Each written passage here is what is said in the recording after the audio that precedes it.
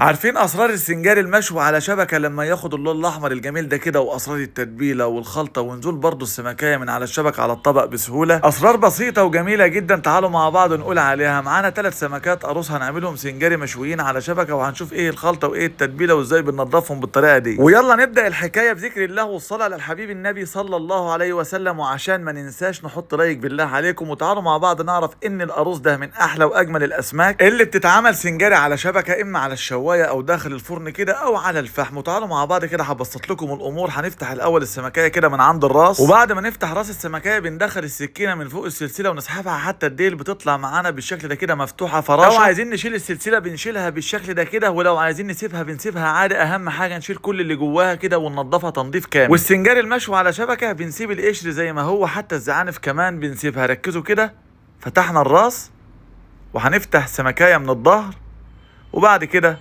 بنشيل السلسلة عادي، وبنشيل كل اللي جواها من الخياشيم والأحشاء، ونغسل بقى السمك بتاعنا غسلة كويسة، ونروح نتبل سمكنا. واحنا عارفين السمك أساسي التتبيلة التوم، وبنضيف عليه برضه فلفل ألوان كده أو فلفل أخضر فقط مع التوم. وبعد كده بنحط ملح، كمون، شطة، بابريكا، كاري، كزبرة. يبقى هي ديت التتبيلة. وبنظبط الملح بتاعها كويس، والليمون طبعا بنعصر عليها ليمون، وبنديلها شوية زيت، ونتبل سمكنا لما ياخد اللون ده كده، مش بالكمية هي. نلون لحم السمك، والطريقة دي طبعا شغالة مع البوري، الماكريل، القاروص، كل الأسماك احنا بنعملها بالشكل ده. طيب لو الأسماك اللي بتكش هنقول نعمل ايه؟ ديت حلة فيها صوص احمر، عصير طماطم، مع صلصة، مع كاتشب، نسبة كاتشب بسيطة يعني، مع معلقة مستردة، كله متسبك مع بعضه.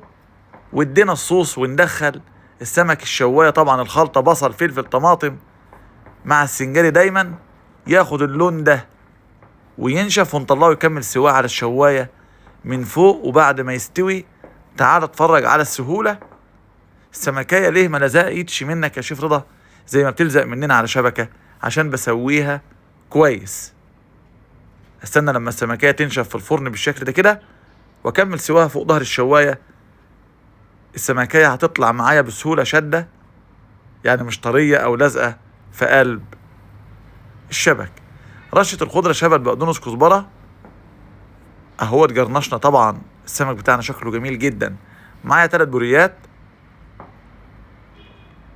مشويين بالردة، ملح، كمون، كزبرة، شطة، وليمون. ده بالنسبة للسمك المشوي ده كده بالردة البوري، محشي او مقفول. شاركوا الطريقة ديت للغير، ما تنسوش اللايك بالله عليكم. الحاجة ديت طبعا بتبسطنا وبتساعد في رزقنا. وانا منتظر رأيكم في التعليقات. اي سؤال خاص بالتتبيلة او بالصوص او باي حاجة خاصة بالسنجاري هنجاوب عليها ان شاء الله. ولكن في فيديو هنعمله مخصوص عشان خاطر الصوص ده كده، المقادير بتاعته وكل حاجة بالتفصيل، في الفيديو الخاص بالبوري سنجاري في سيلفر في صواني قريبا بإذن الله. انتظرونا، اعملوا متابعة، ونشوفكم على خير ان شاء الله. السلام عليكم.